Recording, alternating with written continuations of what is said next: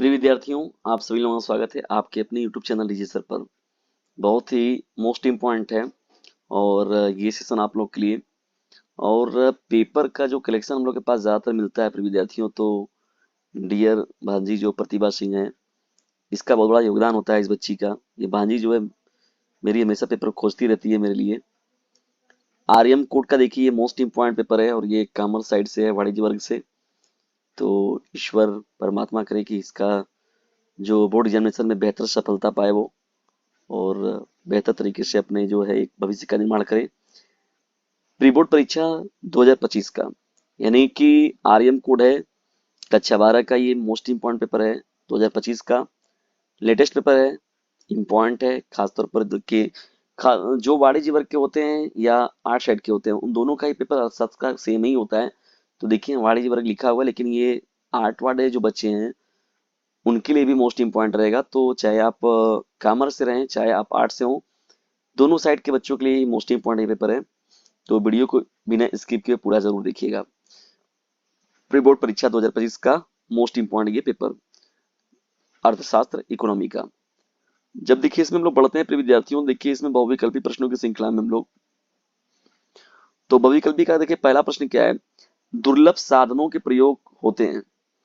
दुर्लभ साधनों के जो प्रयोग होते हैं वो वैकल्पिक होते हैं, सीमित होते हैं, निश्चित होते हैं या फिर शून्य होते हैं। तो पहले का विकल्प नंबर ब जो ऑप्शन होगा आपका राइट हो जाएगा। सीमित होते हैं, यानी दुर्लभ जो संसाधन होते हैं, तो दुर्लभ साधनों के जो प्रयोग होते हैं वो सीमित होते हैं। ठीक है ना, ये आपका राइट हो जाएगा। दूसरा देखिए इंपॉर्टेंट प्रश्न क्या है। सामान्यतः एक अनधिमान तटस्थता वक्र क्या होता है, क्या देखने को मिलता है उसमें। बाएं से दाएं ऊपर को उठता है, वाई अक्ष के असमांतर होता है, मूल बिंदु के प्रति उत्तल होता है या फिर मूल बिंदु के प्रति अवतल होता है। तो प्रिय विद्यार्थियों, यहाँ मूल बिंदु के प्रति जो होता है वो उत्तल होता है। तो दूसरे का विकल्प नंबर जो स होगा आपका करेक्ट हो जाएगा। मूल बिंदु के प्रति जो होता है वो उत्तल होता है। ठीक है, तो दूसरे का विकल्प नंबर स जो होगा आपका राइट हो जाएगा। तीसरे इंपॉर्टेंट प्रश्न क्यों बढ़ते हैं। आगत प्राप्त करने के लिए एक फर्म द्वारा किया जाने वाला व्यय क्या कहलाता है। आगत प्राप्त करने के लिए एक फर्म द्वारा किया जाने वाला व्यय क्या कहलाता है। लाभ कहलाता है, लागत कहलाता है, आगम कहलाता है या फिर उत्पादन कहलाता है। तो तीसरे का विकल्प नंबर ब करेक्ट हो जाएगा प्रिय विद्यार्थियों। इसे हम लोग लागत की श्रेणी में रखते हैं। चौथे इंपॉर्टेंट प्रश्न क्यों लोग अगर बढ़ते हैं, तो देखिए अल्पकाल में निर्गत, अल्पकाल में निर्गत जो उत्पादन होता है, उत्पादन में इकाई वृद्धि होने पर परिवर्तनशील लागत में होने वाली वृद्धि को क्या कहते हैं। औसत परिवर्तन लागत कहते हैं, औसत स्थिर लागत कहते हैं, औसत लागत कहते हैं या फिर सीमांत लागत कहते हैं। तो चौथे का जो राइट आंसर हो जाएगा विकल्प नंबर डी आपका करेक्ट हो जाएगा। उसे हम लोग सीमांत लागत कहते हैं। क्या कहते हैं, सीमांत लागत कहते हैं। यानी अल्पकाल में निर्गत जो इकाई में वृद्धि होने पर जो परिवर्तनशील लागत में होने वाली वृद्धि होती है उसे हम लोग सीमांत लागत कहते हैं। चौथे का विकल्प नंबर द जो होगा आपका करेक्ट हो जाएगा। रख दो जगह। पांचवें इंपॉर्टेंट प्रश्न क्यों जब बढ़ते हैं। निम्नलिखित में से कौन सा पूर्ण प्रतियोगिता का लक्षण नहीं है। क्रेताओं की अधिक संख्या, समरूप वस्तु, कीमत विभेद, विक्रेताओं की अधिक संख्या। पांचवा का देखिए जो है यहाँ पर कौन सा जो है पूर्ण प्रतियोगिता का लक्षण नहीं है। क्रेताओं की अधिक संख्या, समरूप वस्तु, कीमत विभेद, विक्रेताओं की अधिक संख्या। तो पांचवे का विकल्प नंबर बी जो होगा आपका करेक्ट हो जाएगा ब, समरूप वस्तु। प्रतियोगिता का लक्षण जो होता है वो समरूप वस्तु नहीं होता है, जबकि पूर्ण प्रतियोगिता के सभी लक्षण यानी क्रेताओं की अधिक संख्या होती है, वहां पर कीमत में विभेद भी देखने को मिलता है, विक्रेताओं की अधिक संख्या होती है, ये सभी चीजें होती है, लेकिन समरूप वस्तु ये नहीं होगा आपका। ठीक है ना। छठवें मोस्ट इंपॉर्टेंट प्रश्न क्यों जब देखिए बढ़ते हैं यहाँ पर। निम्नलिखित में से किसे पूंजीगत वस्तुओं में सम्मिलित किया जाता है।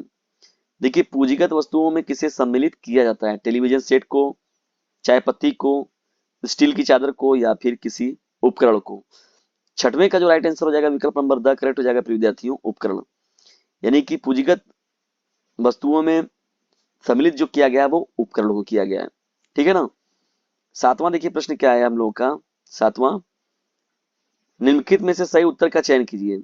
एनएनपी जो होगा GDP plus NFIA minus depreciation होता है। NNP is equal to GDP plus NFIA plus depreciation होता है। NNP is equal to GDP minus NFIA minus depreciation होता है। NNP is equal to GDP minus NFIA plus depreciation होता है। तो सातवें का जो राइट आंसर हो जाएगा विकल्प नंबर अ ही करेक्ट हो जाएगा।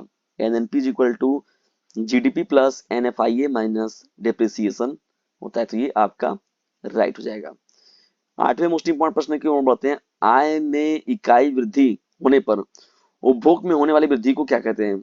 आय में इकाई वृद्धि होने पर उपभोग में होने वाली वृद्धि को क्या कहते हैं? तो देखिए, उपभोग में होने वाली वृद्धि जो होती है विद्यार्थियों, स्वतंत्र उपभोग कहलाता है, औसत उपभोग कहलाता, उपभोग प्रवृत्ति कहलाता है, सीमांत उपभोग प्रवृत्ति कहलाता है, फिर अप्रत्याशित उपभोग कहलाता है। तो आठवें का जो राइट आंसर हो जाएगा विकल्प नंबर सी करेक्ट हो जाएगा। उसे हम लोग सीमांत उपभोग प्रवृत्ति की श्रेणी में रखते हैं। किसमें? सीमांत उपभोग प्रवृत्ति की श्रेणी में रखते हैं। आगे जब बढ़ते हैं हम लोग विद्यार्थियों, देखिए नौवें प्रश्न की ओर। तो देखिए नौवां प्रश्न हम लोग का क्या है? नगद कोष अनुपात का निर्धारण किया जाता है। नगद नगद कोष अनुपात का निर्धारण किया जाता है सरकार द्वारा, व्यापारिक बैंकों द्वारा, केंद्रीय बैंक द्वारा, या फिर इन सभी के द्वारा। तो नगद कोष अनुपात का निर्धारण किया जाता है वो केंद्रीय बैंक के द्वारा किया जाता है। 10वें इंपॉर्टेंट प्रश्न की ओर जब देखिए बढ़ते हैं विद्यार्थियों, तो बैंक दर में वृद्धि का उद्देश्य क्या होता है? बैंक दर में वृद्धि का उद्देश्य क्या होता है? मुद्रा पूर्ति में वृद्धि करना, उपभोग में वृद्धि करना, राष्ट्रीय आय में वृद्धि करना, या फिर मुद्रा पूर्ति में कमी करना।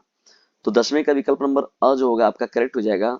मुद्रा पूर्ति में वृद्धि करना ये बैंक दर में वृद्धि का मुख्य उद्देश्य होता है। 10वें का विकल्प नंबर आपका जो होगा करेक्ट हो जाएगा। अति लघु उत्तरीय प्रश्नों की श्रृंखला में बढ़ते हैं प्रिय विद्यार्थियों। तो देख लीजिए इन प्रश्नों को, स्क्रीनशॉट मार के इन लोगों को तैयार कर लीजिएगा। अनधिमान तटस्थ वक्र क्या कहलाता है? बजट रेखा को परिभाषित कीजिए। काब डगलस उत्पादन फल लिखिए। उत्पादन की स्थिर लागत से क्या तात्पर्य होता है? पूर्ण प्रतियोगिता की कोई 3 विशेषताएं लिखिए। स्वायत्त निवेश से आप क्या समझते हैं? बजट का क्या अर्थ होता है? भुगतान से या संतुलन से क्या तात्पर्य होता है? तो इन प्रश्नों को देख लीजिएगा, इनका उत्तर जो है आंसर खोज लीजिएगा। यदि किसी प्रकार की कोई दिक्कत होती है प्रिय विद्यार्थियों, तो डीजे सर चैनल पर जो है एक बार जाके अपने विचारों को जरूर प्रस्तुत कीजिएगा। तब आपके लिए निश्चित तौर पर जो है इस पर काम किया जाएगा, और जो भी मोस्ट इंपॉर्टेंट रहेंगे प्रश्न प्रिय विद्यार्थियों, तो आपके लिए उपलब्ध कराने का पूरा प्रयास किया जाएगा। ठीक है, ये सब है लघुत्तरी। दीर्घोत्तरी में देख लीजिए प्रश्नों को प्रिय विद्यार्थियों, इनको भी स्क्रीनशॉट मार के रख लीजिए। ये सभी जो प्रश्न है ये भी बहुत ही मोस्ट इंपॉर्टेंट है। तो सब मिला जुला के पेपर जो था बहुत ही मोस्ट इंपॉर्टेंट था। तो ये अर्थशास्त्र का ये मोस्ट इंपॉर्टेंट पेपर आप लोग को कैसा लगा कमेंट बॉक्स में जरूर बताइएगा ना। और